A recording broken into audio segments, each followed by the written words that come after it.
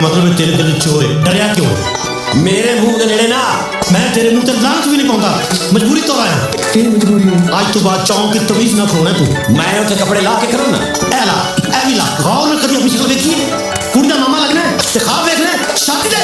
ਉਹ ਬੈੜਿਆ ਮੈਂ ਤੇ 2 ਦਿਨ ਤੋਂ ਸੁੱਤਾ ਹੀ ਨਹੀਂ ਤੇ ਖਾਬ ਮੈਂ ਕੀ ਵੇਖਣਾ। अच्छा, ते मेरा इस चढ़ गया, कि तेरियां नींदां उड़ गईयां ने। ਉਹ ਇਸ ਕਿਨੇ ਚੜਿਆ ਤੇ ਖਲੋ ਖਲੋ ਕੇ ਮੇਰੀ ਨਾਕ ਤੇ ਨਾਕ ਚੜ ਗਈ। ਤੇ ਫਿਰ ਚੌਂਕ ਹੀ ਖਲੋਂਦਾ ਕਿਉਂ ਜਦੋਂ? ਇੰਨੀ ਕਮਜ਼ੋਰੀ ਹੈ ਤੈਨੂੰ। ਅੱਜ ਤੋਂ ਬਾਅਦ ਚੌਂਕ ਦੇ ਵਿੱਚ ਸਟੈਚੂ ਬਣ ਕੇ ਖਲੋਵੇਂ ਨਾ, ਅੱਖਾਂ ਨੀਵੀਆਂ।